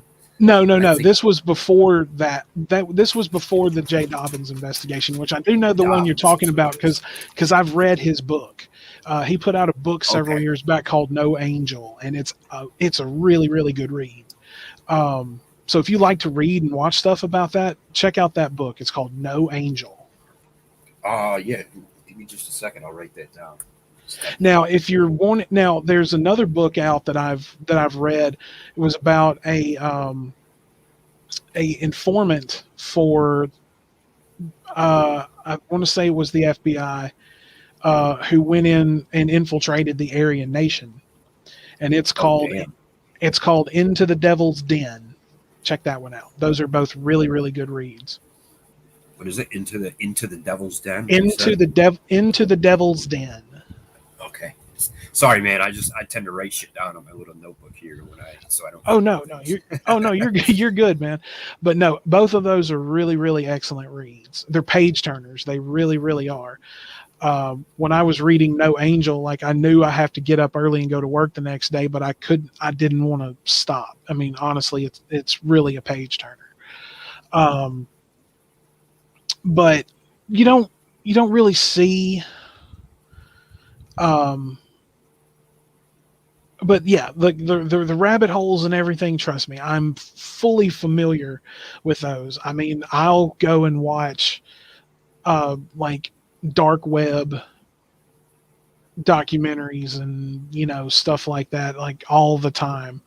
Like, even if I've watched them like several years ago, I go back and watch them. I don't really get it because I've seen it before, but Yeah, I saw. Speaking of the dark web, I saw a really good one the other day about all those drug markets that were popping up after, when the what was it called, the Silk Road got busted, all the different ones, and it was really interesting, basically because the documentary hypothesized that one of the only markets that was able to stay open for like multiple years was run by the FBI yeah. and the DEA, and they were using it basically to lure dealers in. from the other markets that were selling drugs on there, lure them into that one and try to arrest them that way. Well, it's just crazy. like it's just like several years back when they finally. Do you remember the site Pirate Bay? Oh yeah. It's just like when they finally were able to find out where Pirate Bay was based out of, and they shut it down, and then a few days later it was back up, and I'm like, that was fast. I don't trust you. I don't trust it. Right. So right. Especially after it, the Pirate Bay was open for a long time too. Mm-hmm. Like, I mean, we all ventured into the Pirate Bay at some point. Hell yeah. I definitely used to download free games from there. Like, they had game torrents on there. And they worked too. It wasn't like they were clean. It wasn't like it was a trap or a honeypot or something like that. Right. Yeah, but they finally figured out where that was based out of, and I'm like, my God, how many years did it take you? Because that's one thing I'd always notice about it is if it was close to getting busted, then they would just move it. They would just change the web address, and boom, it was back up. I've watched a lot of stuff on things like that. But fucking rabbit holes, dude. Fucking rabbit holes. But anyway, real quick, before we came on the air, you were actually asking me about my brother's new book that I just recently got.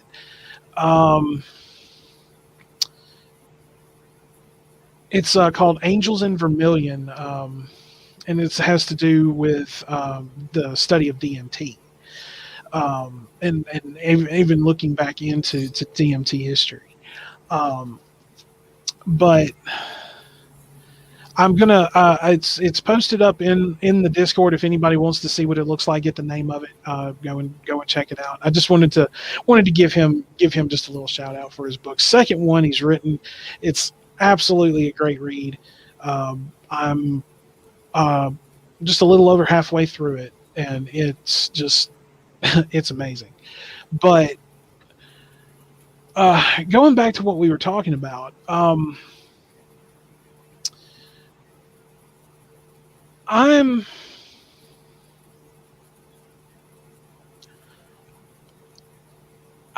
find myself getting into like finding rabbit holes that are, oh my God, why am I actually watching this? Like, I've really been getting into the lost media rabbit holes lately, which is very interesting to say the least. There's this channel that I found called Plagued Moth, and he talks about basically like lost media and gore videos. I've seen, like, there's still some crazy stuff on YouTube that, like, I just saw a video the other day that was like one of the pieces of media was from the Columbine shooting, as horrible as that was. Like, I definitely know what you're talking about as far as, like, some pretty crazy, like, shit that should be censored anyway. I think the Bud Dwyer suicide is still on YouTube somewhere. Now, is he the guy that song "Hey Man, Nice Shot" is about? The politician that was like crooked and and he committed suicide on. Yeah, he called like a press conference. Yeah, that guy. That's Bud him. Dwyer, okay. Yeah, that's YouTube is actually where I saw that video. Was it uncensored? Yes. Oh damn! Yeah, I've never seen it uncensored. I don't think I care to. It's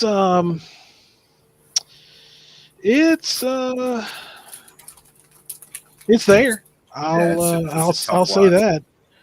Well, I mean, you would figuring that a lot of people like. I mean, I love horror movies. I think kind of in a way when you get into I mean, yes, they're just movies and it's prosthetics and, you know, camera work and all this other kind of stuff. It's when you see something that's actually legit, like it shakes your soul a little bit. It really does. Yeah, it's a bit more tough to watch when you know it's real and it actually happened. One interesting piece that they keep bringing up is the Christine Chubbuck footage, the woman who shot herself in the head on national television. She was a newscaster. Actually, they made a movie about it. It's just it's yes, I understand there's a movie already called Christine, but this is what this movie is called, and it's based on Christine Chubbuck, and the movie ends with that on-air suicide. Oh, is it the actual video? No. It's dramatized for the movie. That footage, according to everything that I've watched about it in these, you know, lost media countdowns and stuff like that, is that footage is gone. I think it was given to a law firm by the family to protect, so it never got made public, or it may have been one. It may have been one of those that was destroyed. I assumed it was probably whoever the news studio probably destroyed the negatives of it, you know. Oh yeah. Now there have been a few others. There was the crocodile hunter when he was killed. That footage is gone. I didn't know that was filmed. That's yeah, crazy. they were filming an episode. I think his daughter was doing her own animal show, and they were filming for it, and that's when he got attacked and went by that stingray.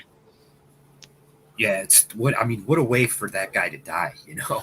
Like all the crazy shit he did, he gets killed by a stingray, which they kill like next to no people. Right. And I'm like, this guy has literally like wrestled alligators on national television. Huge ones too. Right. You know, not even babies, but right. Like like that South Park parody they did of him, you know, years and years ago. Oh yeah, yeah. What I'm gonna do is sneak up behind him and jam my thumb in his butthole. Yeah, I always loved it. I'm like, what the fuck? I always love the crocodile call Cartman does. He's like, damn it. That shit's funny, man. That's hilarious you reference that. Jam my thumb in his butthole. Oh, he's really mad now. Yeah. But that's a rabbit hole that I've been kind of falling down recently.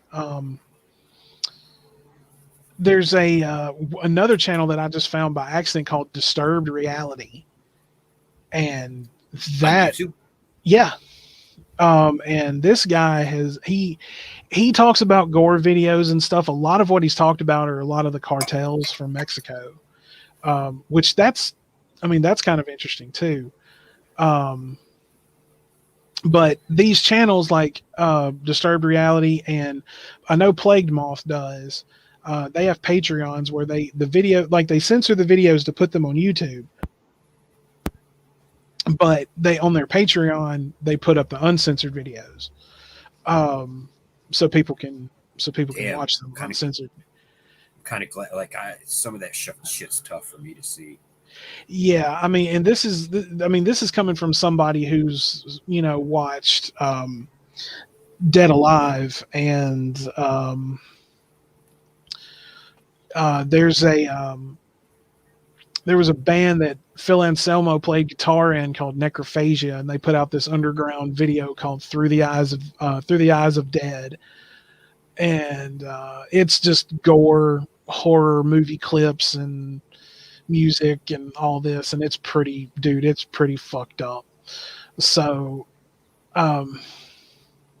but I've been a little curious. I've thought about subscribing to Plague Moth's Patreon to watch the uncensored versions of these, because a lot of them, like he did an iceberg video where he was pretty much breaking a lot of it down, like all of it down.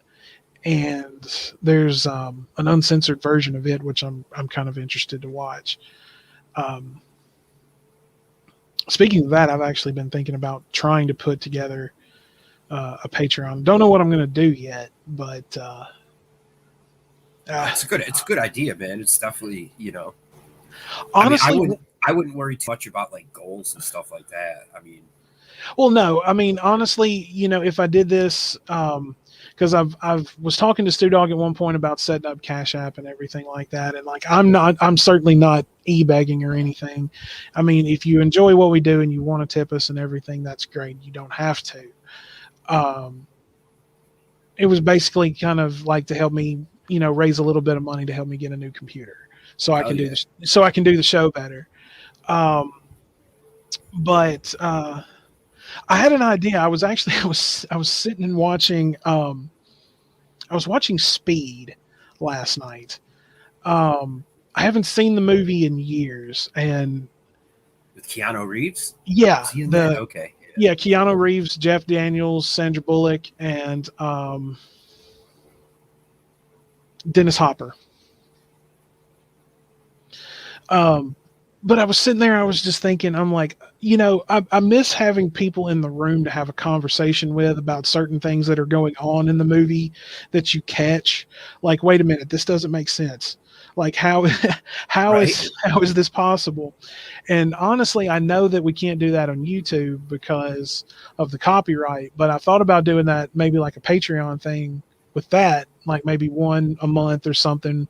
Oh, watching a movie? Hell yeah. Yeah, watching a movie on Patreon, and then just like me, Doc, you could come on and do it with us, like have people come on and we just kind of rip on the movie. Like, I mean, cracking jokes, kind of like Mystery Science Theater kind of thing, but obviously just going like, wait a minute, hang on, pause the movie. Okay, wait a minute. Did anyone catch this? What the fuck? That, right. That's not possible. It's a good idea, man. I'd get down with that for sure. I've already been thinking, like when I thought about it, I was just like, okay, well, obviously Speed would be a good one because the movie is basically like 98% action movie, like 2% cheese, because there's a lot of cheese in that movie. Yeah, for sure. Like the scene where Dennis Hopper like breaks the fourth wall and looks directly into the camera. When the bomb on the bus goes off and the woman gets caught under the bus.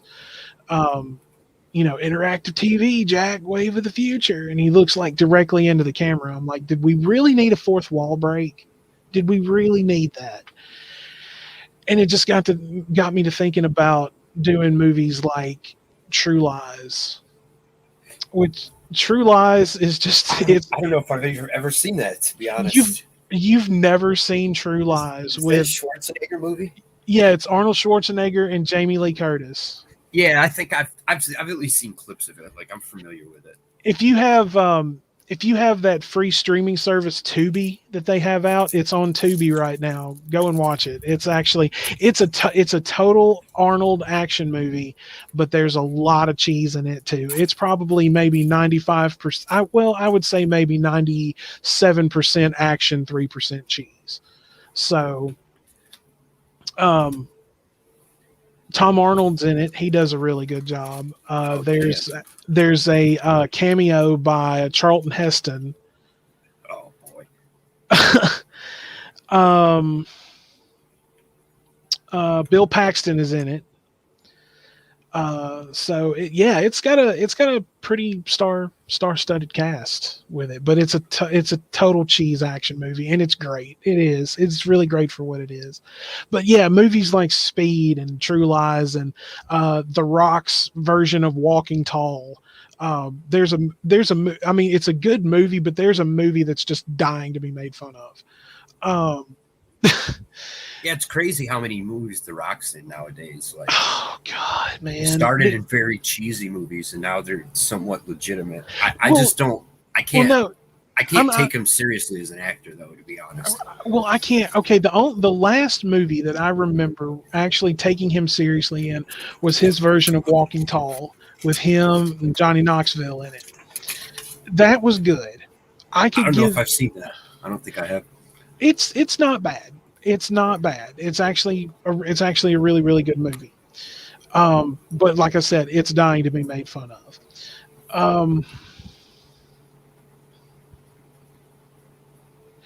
I've seen it more times than I can count. They actually made a True Lies video game for the Super Nintendo, and I had it. I used to play it all the time. Oh yeah, yeah, I remember that game. There was an infinite mode. I used to turn it on, and I'd just go through and beat the game in like 30 minutes.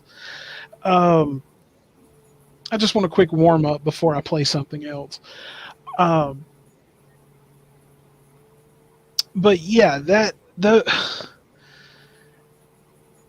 that's the last movie that I could take him seriously in. And it seems to me, and no disrespect to him, because I mean, I'm a huge fan of him from, back in his WWE days, mic work and all of that was great to watch. It was always fun to watch.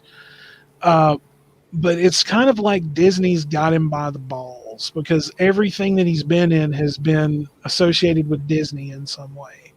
Right. And I absolutely refused to watch that despicable. Well, hello, Artfully. How are you, dear? Glad to see you. That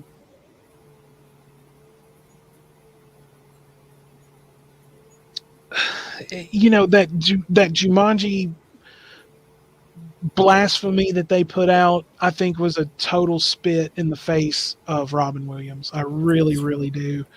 I never saw it, but that's probably because I have no interest in seeing it. No.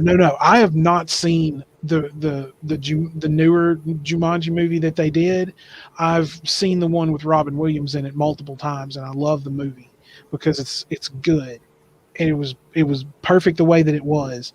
So I have just completely written off that one that Rock and Jack Black and all of that were in. I'm like, no. I treat that movie like I treat the fourth Indiana Jones movie and that sorry excuse for a Ghostbusters movie they put out a few years ago. That's where I put that movie, because that remake looked so bad that it was literally a spit in the face of Robin Williams' legacy. And he was such a, I know there's some things that have been come out about him that are, maybe true, maybe not, like sexual harassment stuff. I don't know if it's true or not, but he was such a great actor, Absolutely. I do got to bounce in 10 minutes though. I don't mean to cut you short. But, oh, no, you're good. We were actually going to wrap up in about 10 minutes. Yeah, anyway. I got to go get my dinner here in about 10 or 15. Got some Chinese coming. So. Well, we've got just about that length of time, and then we're gonna wrap up. Not to interrupt you there, because I'm a huge Robin Williams comedy fan, man. Huge. He's a funny guy. Did you ever see 1 Hour Photo? Is it a movie? Yes, it was Robin. It was actually Robin Williams playing a serious role. He's played a lot of them. My favorite, while it is a little, it's a little comical, but it's serious at the same time, and it is absolutely one of my all-time favorite movies. And that's Dead Poets Society. Oh yeah, that's a great movie. I absolutely adore that movie on all levels. Anytime that movie is streaming, I have to watch it multiple times. Sadly enough, I don't own a copy, and I need to find one. I love movies that involve secret societies or orders or things like that. Any movie based around that seems like it would be good, I'll watch it. If it's good enough, I'll go and I'll buy it. I love the Skulls. The Skulls, the first one is one with Joshua Jackson in it. I think I've seen that. I think that sounds familiar. Actually, it's that about the Skull and Bones? Yeah, I have seen that. Then. Oh, I love that movie. Love that movie. And it has let's see, Joshua Jackson and oh God, what's his name? The one that did the Fast and Furious movies. Vin Diesel? No, you're talking about Paul Walker. Paul Walker, there you go. Yep. Yeah, young Paul Walker in this movie with Joshua Jackson. That movie, like I said, Dead Poet Society, Eyes Wide Shut. Eyes Wide That's a good Shut is movie. another good. Oh, I love that. I adore that movie. The mansion scene in that movie is just, oh man, um, gives me chills every time I watch it. Um, but then, but I can't take, you know, somebody that's just going to blatantly spit in the face of someone's legacy like that. Yeah, I can't. I can't take you seriously anymore. That's a movie that should have never Yeah, happened. And then this Jungle Cruise movie that I he was just just put about to out. bring that up, man. Just about to say, like, it's weird. That's based off like a ride at Disney World, I think. Mm-hmm. Like, why would Well, you so make a whole is movie out of just a ride? Like, well, look at that's Pirates of the Caribbean.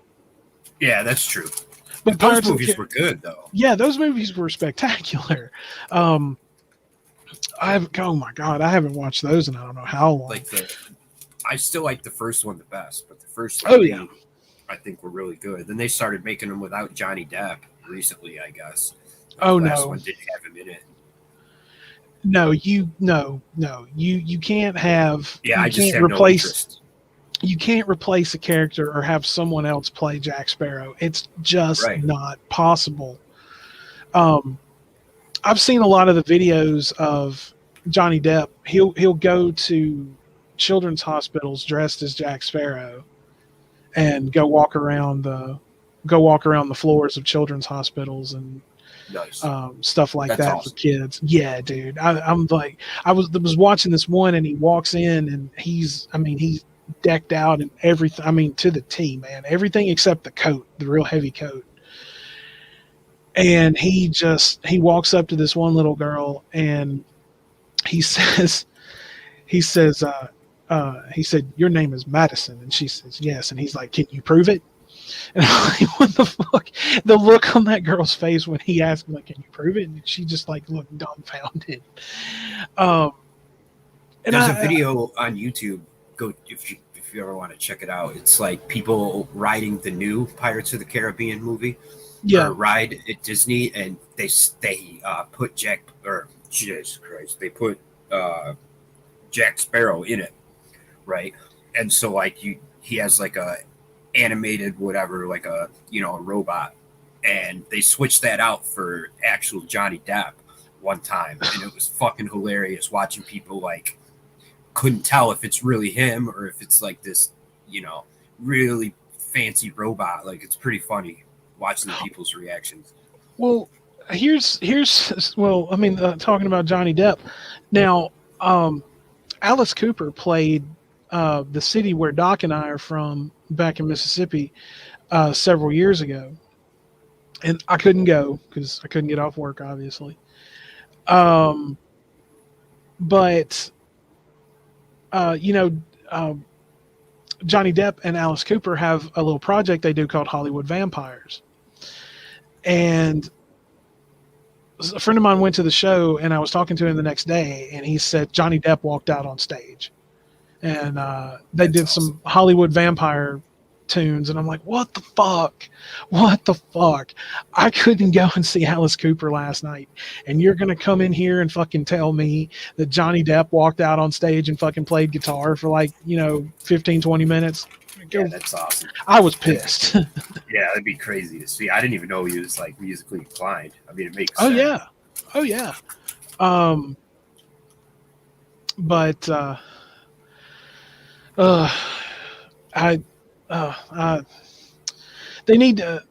I wish that I don't know what he's trying to do to repair his reputation, but I love the man as an actor. I really, really do. Fear and Loathing in Las Vegas is one of my absolute all-time favorite roles that he's ever played. Yeah, the Rum Diaries wasn't bad either. Rum Diaries was good, but I loved him more in Fear and Loathing because it was very reminiscent of Hunter S. Thompson, the man himself, Oh yeah, he and got the then character down. and then a nod to Bill Murray when Bill Murray played Hunter S. Thompson in Where the Buffalo Roam. Have you ever seen that? No, I haven't seen that. No, Oh, did you know about it? no, I didn't. I mean, I've read a bunch of Thompson stuff, but I've never heard that one. No, this is a movie that they did based on one of Hunter S. Thompson's books. Pull your notebook back out and write down Where the Buffalo Roam. And it's got, and Bill Murray plays Hunter S. Thompson in the movie. And he does amazing. It's so good. Nice. Yeah, I'll definitely check that out because I'm a big Thompson fan. I had never heard of it either, and a friend of mine mentioned it to me. Yeah, I've read Fear and Loathing a few times, and I was reading The Great Shark Hunt at one point. But I want to go back and actually dig into his older works. Like, I mean, obviously Fear and Loathing, and then like Fear and Loathing on the Campaign Trail, and a lot of his articles from Rolling Stone, like way back in the day and everything. Well, all right, brother. I think we're going to go ahead and we're going to wrap this up for the week. But Jake, thank you so much for coming on, brother. It's been too long. No worries, man. Thank you for having me. I appreciate it. We need to we need to actually, if you don't have anything set for next Saturday, let's get you back on here. Doc will be back with us. Wanderer will be back with us, and so we'll have a full house. Would love for you to come back and join us again next week. Yeah, if I mean, I can't say I won't have anything going on, but if I don't, I definitely will, man. I had a good time. Right. Well, and of course, I mean, we stay in touch on Discord and text message and everything. We can work out all the details as the day gets closer. So, guys, I want to thank everyone for tuning in today. This has been a lot of fun. And actually, the title of the show was Calmer Than You Are. But I think we were all pretty calm here today, unlike a lot of the shouting that's been going on with a certain YouTube person who's no longer supposed to be on YouTube technically. So, well, two of them. So, yeah, we'll go with that. We were calm here today. This is what calm looks like. So if you haven't already, go ahead and like the stream. That really helps us out. Hit that subscribe button, get the notification bell on. And if you don't already, and I know he was lurking around for a while. If you don't already, also go and subscribe to my awesome YouTube mentor, Sir Hatman. He is a gentleman and a scholar, as I always say, and it's an honor to call him my mentor, and it's an honor to call him my friend. So if you don't already, go over to his channel, hit that subscribe button for him, get that notification bell on, check out his live streams on Friday nights. It's always a good time. And if I'm not occupied on Fridays, you can usually find me there for a while. So come and hang out with everyone. If you know anyone who would enjoy the show, send them a link to the channel. Have them hit the subscribe button and come and join us on Saturdays. But we're going to go ahead and of course he's going to get the last word in. Calm is overrated to a certain extent. To a certain extent, we can agree, sir, certainly. But yes, everyone, we will be back next Saturday at our usual time, 2 p.m. Central, 3 p.m. Eastern, 8 p.m. UK time. Doc and Wanderer will both be back with us next week, and hopefully we can get everything set up with Jake here for him to come and join us, and we will have another wonderful discussion as we have had today. So we will see you next Saturday, once again, 2 p.m. Central, 3 p.m. Eastern, 8 p.m. UK time, and we look forward to seeing you then. But until then, my friends, as always, peace be with you. Yeah.